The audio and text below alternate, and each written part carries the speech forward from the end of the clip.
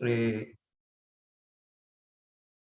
Vamos a poner esta ventana por acá. Bueno, el tema que se me encargó el día de hoy, síncope en pediatría, esta charla la di hace poco en el aniversario de nuestro servicio de cardiología, ¿no?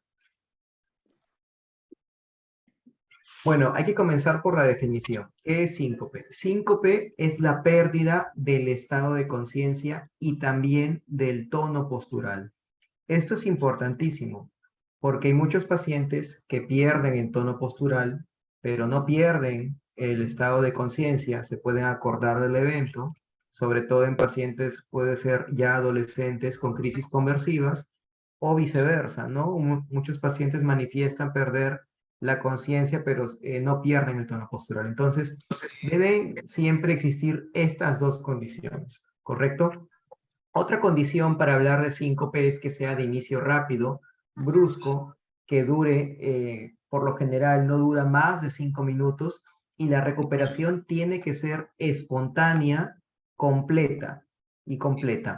El paciente debe retornar a su estado basal. Un síncope no deja una secuela neurológica importante y esto puede ayudarlo a diferenciar de un estado post-ictal, en donde sí pueden haber algunos signos sobre todo signos en el examen físico neurológico en un paciente que ha tenido una convulsión reciente. Entonces tenemos que existe síncope cuando hay pérdida de conciencia, hay pérdida del tono muscular, perdón, postural, y también hay una recuperación rápida sin secuela neurológica. Ahora, el paciente no tiene que acordarse de nada durante el evento, eso también es importantísimo. Y esta manifestación clínica, porque el síncope es una manifestación clínica, es bastante frecuente. Ustedes lo ven en su emergencia. Aproximadamente 15 a 25% de niños y adolescentes tienen síncope en algún momento de sus vidas y es más prevalente en las damas. Entonces, cuando uno habla de pérdida de conciencia, debe definir si ha habido trauma, si ha habido trauma o no ha habido trauma. A veces pasa que un paciente se puede golpear, ¿correcto? Y golpear la cabeza y secundario a ello pierde la conciencia. Eso no es un síncope, ¿sí? Luego pasa que el paciente puede perder la conciencia primero y después puede haber un traumatismo secundario al síncope. Entonces hay que diferenciar siempre si ha habido traumatismo, qué fue primero. Eso es importantísimo. Luego, si es una pérdida de conciencia no traumática, en donde primero es la pérdida de conciencia, vamos a ver que hay varias etiologías, ¿no? Es el síncope, las crisis de epilepsia, un estado psicógeno, entre otros. En cuanto a la fisiopatología, el síncope ocurre porque hay hipoperfusión cerebral y no hay que darle más vuelta al asunto. Cuando tenemos un niño con síncope claramente identificado, este se debe a hipoperfusión cerebral. Y cuando hablamos de hipoperfusión cerebral, pues cuando la sangre que le llega al cerebro es insuficiente, ¿correcto? O también cuando la presión, la resistencia vascular periférica es bastante baja. Entonces, cuando hay una sistolia, por lo general de más de 6 segundos de duración, cuando un paciente tiene un bajo volumen sistólico, también el paciente puede tener un síncope o cuando por algún motivo el paciente experimenta hipotensión. Entonces, vemos una gráfica a su lado derecho de la pantalla en donde hay varios tipos de síncope. El síncope reflejo, el síncope cardíaco y el síncope por hipotensión ortostática, de los cuales vamos a hablar a continuación. El síncope reflejo es aquel en donde hay una pausa en la frecuencia cardíaca o hay una hipotensión, hay un estado de vasodilatación, pero esto no significa que el corazón o el sistema circulatorio están mal, no, sino que los vasos sanguíneos y el corazón reciben órdenes inapropiadas del sistema nervioso autónomo. Es por ello que reflejo es sinónimo de síncope neuromediado. Esos pacientitos tienen por lo general corazón estructuralmente sanos, han tenido un buen desarrollo, pero reciben su corazón y su sistema nervioso, su sistema circulatorio, perdón, reciben órdenes inapropiadas del sistema nervioso autónomo, específicamente el sistema nervioso parasimpático. Es por ello que puede haber bradicardia y también si hay bradicardia se va a llamar cardio inhibitorio y si hay hipotensión pues se va a llamar un síncope vasodepresor. Y hay una forma que es la mixta en la cual predominan las dos o coexisten las dos, mejor dicho. Otros tipos de síncope que ya lo vemos un poquito más frecuente en adultos es, por ejemplo, el síndrome del seno carotidio, en donde el paciente experimenta pérdida de la conciencia debido a compresión del bulbo de la carótida. Después tenemos el síncope por hipotensión ortostática o por hipovolemia, mejor dicho.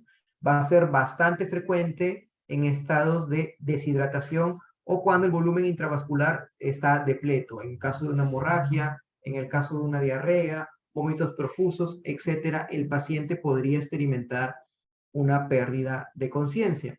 Y el síncope cardíaco, que usualmente, sobre todo en pediatría, es de mal pronóstico, porque aquí sí hay una causa primaria, el corazón está disfuncionando por algo, y vamos a encontrar que se debe a bradicardias, en donde pues hay enfermedad del nodo auriculoventricular, enfermedad del nodo sinusal, va a deberse también a la presencia de taquicardias, en donde el gasto cardíaco del pacientito es bastante reducido, ya que las contracciones son ineficientes, son bastante rápidas, pero ineficientes. O también algunos pacientes ya un poquito más alejados con estenosis aórtica, con miocardiopatía hipertrófica, entre otras. Y síncopes también debido a canalopatías, por ejemplo, el síndrome de Cute largo o el síndrome de Brugada. En cuanto al síncope reflejo, como les mencioné, va a ocurrir en situaciones específicas. Usualmente va a haber un gatillante que va a ser algo vagal, como por ejemplo la micción, cuando el paciente defeca, cuando el paciente tose, un estornudo, etc. Aunque a veces también puede ser gatillado por estrés intenso, por emociones o por ejercicio. Este síncope reflejo, como les mencionaba, va a haber bradicardia o hipotensión, porque son dos fenotipos, ¿correcto? El cardio inhibitorio, que es la bradicardia, y la hipotensión, que es el síncope por ortostatismo, ¿no? Entonces, aquí, repito y recalco, el corazón estructuralmente está muy bien. Doctor, entonces, ¿por qué es bradicardia? Bueno, hace bradicardia porque recibe una descarga de acetilcolina que es demasiado alta y esta acetilcolina se gatilla porque el sistema nervioso autónomo parasimpático está disregulado. Entonces va a haber unos gatillantes que va a ser sobre todo el dolor visceral u otros. También muchos pacientes tienen disregulación del tono de las venas de miembros inferiores, haciendo que cuando se paren, mucha sangre se queda, por decir así, estancada en las venas de miembros inferiores. Y estos pacientes pueden experimentar síncope debido a una reducción del retorno venoso. Entonces, ¿por qué ocurre esta vasodilatación en las venas de los miembros inferiores? Pues hay muchas teorías, hasta ahora no hay nada concreto, pero lo único que podemos tener hasta el momento es por una disregulación del sistema nervioso autónomo. Ya tenemos los gatillantes, como les digo, algo visceral, algo vagal, van a haber también gatillantes emocionales, entre otros. Este síncope reflejo, como es fácil de deducir, es benigno. Este paciente tiene un excelente pronóstico. Este paciente no le va a dar ningún desenlace cardiovascular fatal cuando sea adulto, para nada, no. Esos pacientes van a ir bien y muchas veces este tipo de presentaciones se limita a la edad de adolescentes, luego puede desaparecer cuando son adultos jóvenes y retornar cuando tienen 30 a 40 años para finalmente desaparecer. Entonces, no es que demande muchos estudios para hacer el diagnóstico de síncope reflejo, lo podemos hacer con una adecuada historia clínica. Mientras que en el síncope cardíaco, este síncope se caracteriza por tener una presentación un poco más aparatosa. El paciente no tiene prodromos.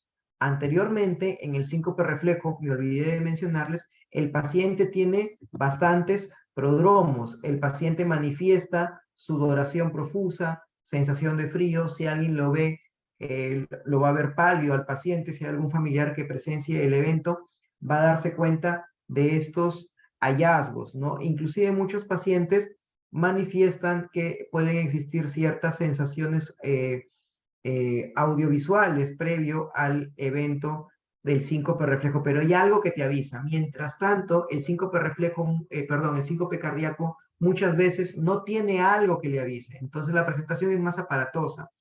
El paciente puede experimentarlo en reposo, sobre todo, ¿no? Y suele estar precedido de palpitaciones muchas veces. Entonces, esos son signos que nos deben llamar a nosotros la atención. Y el síncope cardíaco ocurre porque aquí el corazón sí está enfermo. Aquí hay una patología cardiovascular de base que está haciendo que el paciente tenga un gasto cardíaco inadecuado por obstrucción del tracto de salida, en el caso de una miocardiopatía hipertrófica, en el caso de una estenosis aórtica, o que tenga algún tipo de arritmia, tanto las taquiarritmias como las bradiarritmias, que pues en las cuales no existe una contracción cardíaca adecuada y el volumen sistólico es bastante reducido. El manejo va a depender, obviamente, de la causa de base, porque síncope cardíaco tiene millones de etiologías. En cuanto al abordaje inicial, pues hay que ver si el paciente ha tenido o no pérdida transitoria de la conciencia. Para ello tenemos la historia clínica. Si no, pues el paciente va a recibir el manejo que le corresponde. Ahora, si sí hay síncope, vamos a hacer una evaluación inicial que consta de un examen físico completo y siempre todo paciente que llega a su emergencia con pérdida de la conciencia sin aparente causa debe tomarse un electrocardiograma en reposo. Debería tomarse siempre. Y también tomar la presión arterial, tanto en la posición de cúbito como en la posición de pie para ver si existe cambios posturales. Y lo que ustedes como médicos tratantes estimen conveniente, ¿no? Algún otro estudio complementario que nos puede ayudar a definir la enfermedad de base que está haciendo que el paciente se desmaye.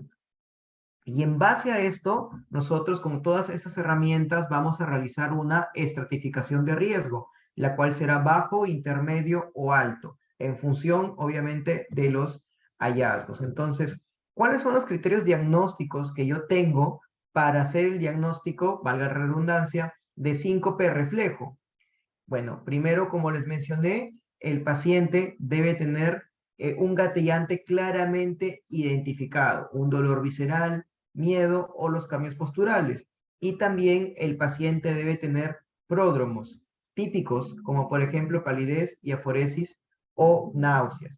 El síncope situacional, que tiene más que ver con un gatellante emocional, como por ejemplo el estar frente a mucha cantidad de personas, puede también generar pérdida de conciencia en algunos pacientes, ¿no? Otras, ingerir comidas copiosas, otras, ir al baño para miccionar, para defecar, etc. El síncope por ortostatismo es fácilmente identificable cuando encontramos variaciones exacerbadas de la presión arterial, tanto en la posición de pie como en la posición de cúbito. En adultos, esos son valores más que nada para adultos, ¿no? Hablamos de ortostatismo cuando hay variaciones de la presión arterial sistólica más de 20 y diastólica más de 10 entre la posición de pie y de cúbito. Como les menciono, esta etiología es bastante frecuente en personas jóvenes y sin cardiopatía estructural y representa hasta el 75% de todos los eventos de síncope de los pacientes que van a llegar a las emergencias de nuestros hospitales. En cambio, los criterios para hablar de síncope cardíaco son fundamentalmente el electrocardiograma. Aquí tenemos que echar mucha mano en el electrocardiograma y ver si este está normal o anormal. Si es que hay alguna bradicardia, si es que hay algún tipo de taquicardia, alguna alteración de la conducción, por ejemplo, un bloqueo auriculoventricular de segundo, tercer grado, si el paciente tiene ya historia de taquicardia supraventricular o taquicardia ventricular, sí tiene otras alteraciones en la repolarización, como en el síndrome de Brugada, ¿correcto? Y obviamente aquí también tenemos que echar mano a la historia clínica. Yo no voy a pensar de un síncope reflejo en un paciente, por ejemplo, posoperado de cierre de CIB, de cierre de CIA, en un paciente con doble vía de salida al ventrículo derecho que le han hecho un Fontán. Entonces, siempre, obviamente, la cardiopatía estructural va a sumar puntos para que el síncope que presente ese niño, ese adolescente, pues sea un síncope de etiología cardíaca, ¿no? Y también echar mano al ecocardiograma por si encontramos alguna normalidad, como la presencia de masas, trombos, algún tipo de cardiopatía estructural, entre otros. Y también hay que recordar que los antecedentes familiares son de vital importancia, sobre todo preguntar por el antecedente de muerte súbita familiar, o si alguno de los familiares del niño tiene, por ejemplo, un desfibrilador, ¿no? Que, bueno, en Perú es poca la población que tiene desfibriladores, pero si un paciente que tiene familiares con síndrome de Brugada, portadores de desfibrilador, llega a nuestra emergencia con síncope, obviamente hay que hospitalizarlo, hay que ver por qué fue el síncope y eventualmente requerirá quizás algún tipo de dispositivo cardíaco. Entonces, es muy importante siempre echar mano de los antecedentes familiares para poder estratificar a nuestros pacientitos. Y hablando de estratificar, aquí les traigo unas tablas en donde vamos a darnos cuenta de las características que ya anteriormente dije para hablar de síncope de bajo riesgo, que es sinónimo de síncope reflejo, y síncope de alto riesgo, que es sinónimo de síncope cardíaco o cardiogénico, ¿no? Pero ya saben, prodromos, estímulos vagales, luego de determinadas situaciones, pues van a favorecer el diagnóstico de síncope reflejo o de bajo riesgo, que el síncope sea en reposo, que el síncope sea precedido de palpitaciones o dolor torácico, que haya antecedentes de muerte súbita familiar o que el paciente tenga un electrocardiograma alterado o la presencia de cardiopatía estructural, pues va a catalogar al paciente como un síncope de alto riesgo, ¿no? Y hay que recordar que aquellos pacientes de alto riesgo deben quedarse internados, ya les voy a decir cuánto tiempo, en la emergencia. Deben quedarse internados, deben recibir una valoración cardiológica y eventualmente otro tipo de estudios como un Holter, por ejemplo, un ecocardiograma, hospitalizarse, etcétera. ¿Cómo manejamos el síncope reflejo? Doctor, usted nos dice que el síncope reflejo sí es el más benigno, no pasa nada, el paciente no se va a morir, tiene excelente pronóstico, sí, pero ¿y cómo lo manejamos? Bueno, lo principal es los cambios de estilo de vida. Si hay un gatillante claramente desencadenado, pues hay que tratarlo. Si el paciente se constipa mucho y puja mucho y eso le puede llevar a un síncope, hay que tratar la constipación, ¿correcto? Hay que evitar los desencadenantes, evitar la deshidratación. Y una simple medida tan sencilla como la buena hidratación y que el paciente tenga una ingesta adecuada de líquidos, pues a veces, muchas veces basta para que el paciente ya no tenga esos eventos. O incrementar también la ingesta de sal en las comidas, evitar la exposición al sol, evitar ejercicios intensos, pueden muchas veces solucionar el problema en la gran mayoría de pacientes, pero hay veces en las cuales no. Entonces ahí hay que ver qué fenotipo tiene el paciente. Si, por ejemplo, es el tipo de ortostatismo, esos pacientes pueden beneficiarse de evitar cambios posturales bruscos. No pueden pasar de la posición de cúbito a la posición de pie rápidamente. Deberían primero sentarse y posteriormente ponerse de pie.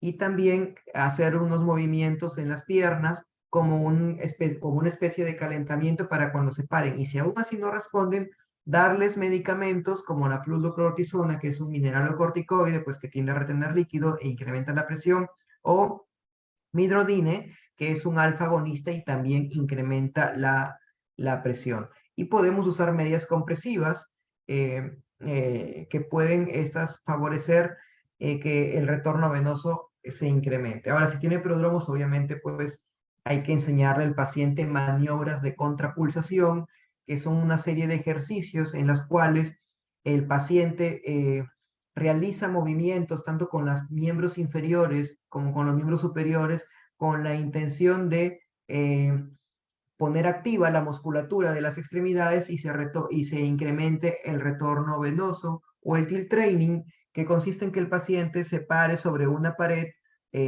recostado, correcto, determinada cantidad de tiempo en el día para que se acostumbre a la posición de pie. Obviamente está sentado, se para bruscamente, pero apoyado en una pared para que se vaya acostumbrando poco a poco su organismo. Y en la forma cardioinhibitoria, donde hay bradicardia, podría el paciente beneficiarse de un marcapasos especial con una función que se llama CLS, que es bastante avanzada, que te permite incrementar la frecuencia si es que hay variaciones del tono nervioso autonómico. Podemos dar beta bloqueadores o hacer cardioneuroablación. Se preguntarán, doctor, ¿por qué vamos a dar beta bloqueadores si el paciente hace bradicardia? Bueno, lo que pasa es lo siguiente, el paciente hace bradicardia porque previamente hizo un poquito de taquicardia. Cuando todos nosotros nos paramos, la frecuencia cardíaca se eleva naturalmente. Esto es completamente normal, ¿sí? Yo me pongo de pie y bueno, la frecuencia cardíaca se va a elevar un poquito. Eso es normal. Pero en pacientes con disautonomía, esa pequeña elevación de frecuencia cardíaca es interpretada como exacerbada. Entonces, lo que hace el organismo del paciente es, se le elevó la frecuencia cardíaca y boom, le manda la bomba de acetilcolina y el paciente hace bradicardia. Entonces, es por ello que vamos a evitar cualquier incremento de la frecuencia cardíaca que llegue a esa ventana, llegue a ese umbral para evitar que el paciente tenga un posterior incremento del sistema nervioso parasimpático y hay una descarga inapropiada de acetilcolina. Bueno, y la cardioneuroablación, que es un procedimiento que realizamos los electrofisiólogos en el cual aplicamos radiofrecuencia en los ganglios parasimpáticos del corazón que están ubicados a nivel de las aurículas. Prácticamente es una denervación parasimpática del corazón, ¿no? Esto ya es un procedimiento un poquito más avanzado. Bueno, si todos ustedes que son médicos ven un síncope, lo primero que tienen que hacer es corroborar la presencia de pulso, doctores. Si hay pulso, bueno, estamos tranquilos, ¿no? Eh, si ha habido prodromos o si el paciente ya tiene esos eventos y ya es prácticamente, ya está catalogado como un síncope reflejo, lo que podemos hacer es levantar las piernas para incrementar el retorno venoso y esperar pues que el paciente recobre la conciencia de manera espontánea. Ahora, ¿cuánto tiempo debemos tenerlos hospitalizados en el servicio de urgencias? Es un estudio que incluyó adultos y adolescentes en donde se crea este score para ver si es que es un síncope de alto, intermedio o bajo riesgo, en donde va a haber una serie de características que ya las hemos dicho hasta el cansancio, y me va a generar una escala, ¿no? Y vamos a encontrar que va a ser un síncope de bajo riesgo cuando tengamos menos de un punto, un síncope de moderado riesgo de 1 a 3 y un síncope de alto riesgo si es que hay más de 3 puntos. Observen cómo el electrocardiograma, las troponinas, me pueden ayudar a mí a tomar una decisión. Si hay hallazgos anormales del electrocardiograma, pues va a sumar puntos en mi score de riesgo. Entonces, los pacientes de bajo riesgo deberían ser monitorizados al menos 2 horas en nuestra emergencia.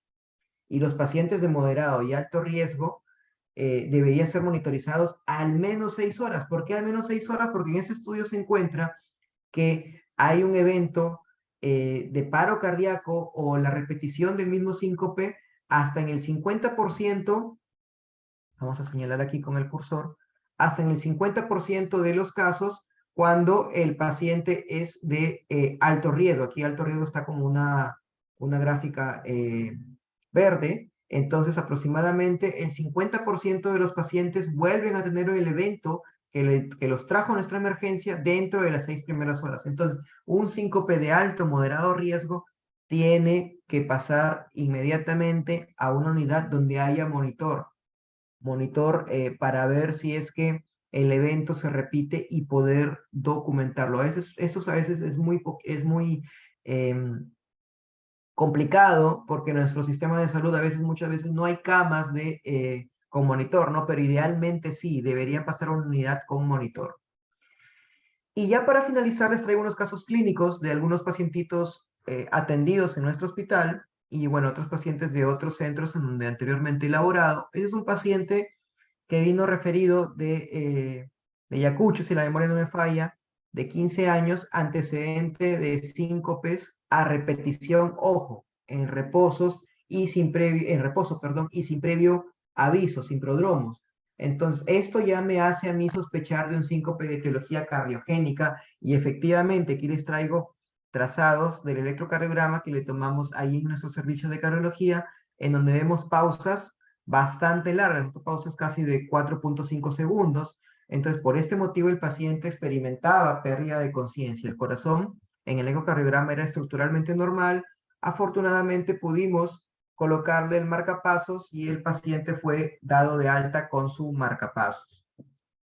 Aquí hay otro caso de un pacientito de 17 años de edad con antecedentes de palpitaciones persistentes y síncope. Miren cómo aquí las palpitaciones ya me hacen pensar de una etiología cardiogénica. Y ese es un electrocardiograma, un hermoso electrocardiograma donde vemos una taquicardia, QRS ancho, RR regular, con morfología de bloqueo de rama izquierda, y vamos a observar que existen unos latidos muy peculiares. Por ejemplo, este, que es una morfología parecida a la taquicardia, pero no es la misma, que va a ser un latido de fusión, y este de aquí que está adelantado y que es estrechito, que es un latido de captura, los cuales, como recordarán, son patognomónicos de una taquicardia ventricular. Y este paciente tiene taquicardia o tenía taquicardia ventricular fascicular, en donde se genera un circuito de reentrada en el fascículo posterior de la rama izquierda de las de His y fibras anormales de Purkinje que reciben el nombre de P1. Aquí se genera un círculo vicioso. Pues bien, este paciente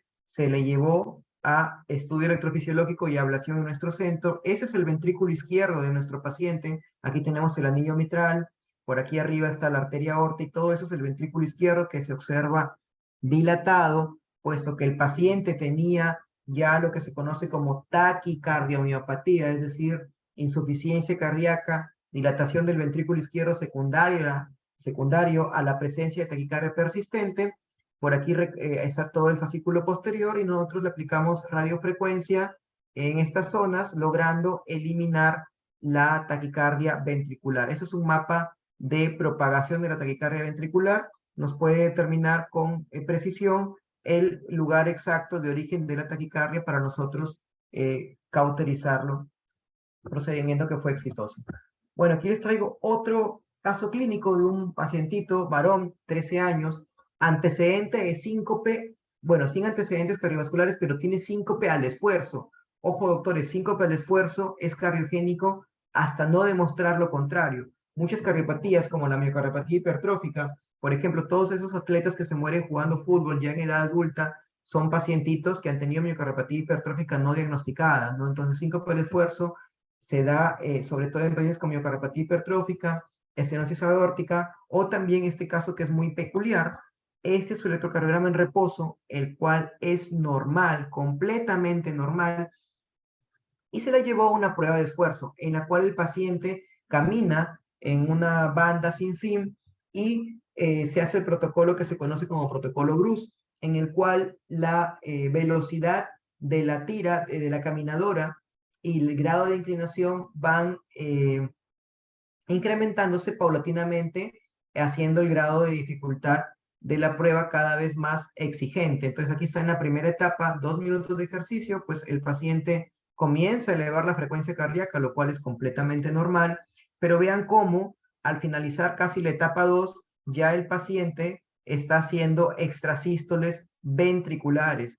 Continuamos en la etapa 2 y el paciente comienza a hacer ahora bigeminismo ventricular. Aquí observen un QRS estrecho, que es el propio del paciente, y aquí hay un latido de QRS ancho, y así está en este ritmo de bigeminismo ventricular, e inclusive comienza a hacer, aquí se ve 3 latidos ventriculares consecutivos, lo que se conoce como taquicardia ya ventricular no sostenida en la etapa 3. La prueba de esfuerzo tuvo que ser suspendida y luego en recuperación vean cómo se limpian las extrasístoles. Entonces, este comportamiento corresponde a una enfermedad eh, llamada taquicardia ventricular catecolaminérgica, la cual ocurre por un influjo exacerbado de calcio desde el retículo sarcoplasmático al citosol en los miocitos cardíacos y puede predisponer a arritmias mortales y a muerte súbita durante el esfuerzo. Aquí les traigo otro electrocardiograma bastante característico. ¿Cómo están los chicos? Ahorita el tema también médico. Bueno, vamos a continuar. Este es un electrocardiograma también bastante característico de un paciente adolescente, 15 años con síncope, y vean cómo aquí hay una alteración de repolarización bastante notable en la derivada B1, B2. Síncope en reposo también obedece a etiología cardiogénica y problemas del sueño. ¿Por qué problemas del sueño? Porque se trata de un caso de síndrome de Brugada, donde vamos a encontrar la aleta de tiburón en las derivadas B1 y B2. Y estos pacientitos experimentan problemas del sueño. ¿Por qué? Porque durante el incremento del tono vagal en el sueño, la canalopatía, la disfunción de canales de sodio y de los canales ITO ubicados en el epicardio del corazón es exacerbada, haciendo que exista más alteraciones eléctricas cuando predomina el tono vagal, porque la disfunción de los canales es peor, ¿correcto? Es peor, y los problemas y los pacientes experimentan taquicardias ventriculares durante el sueño que son interpretadas por los familiares como pesadillas. El paciente se despierta bruscamente y ¿por qué? Porque experimenta taquicardias ventriculares que afortunadamente son no sostenidas, ¿no?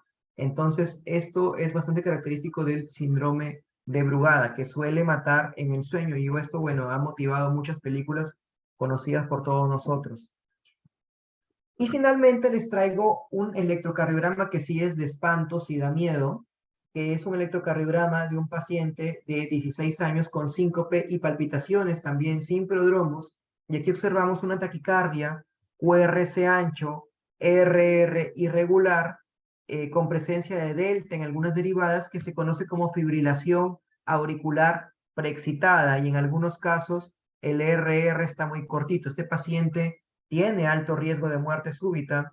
Esta fibrilación auricular preexcitada es una verdadera emergencia cardiológica, y lamentablemente en nuestro país no podemos hacer otra cosa que la cardioversión eléctrica, puesto que no existen fármacos bloqueadores de canales de sodio endovenosos en nuestro país. Este paciente se le realizó una cardioversión eléctrica, fue un pacientito que, bueno, tuve la oportunidad de atenderlo en México, y sale a un ritmo sinusal con una clara preexcitación.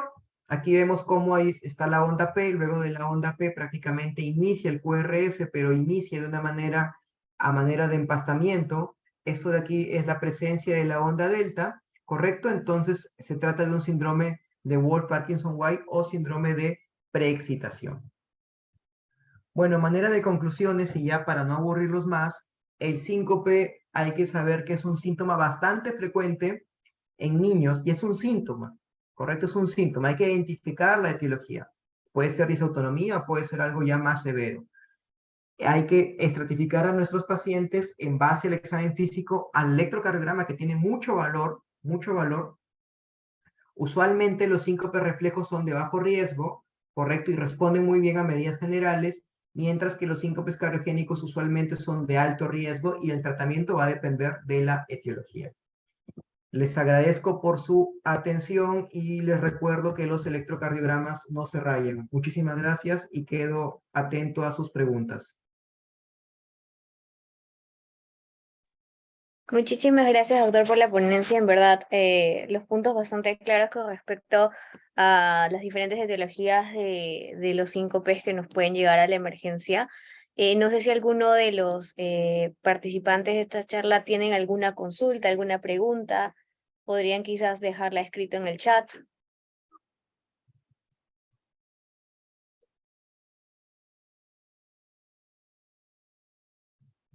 o pueden activar su micrófono.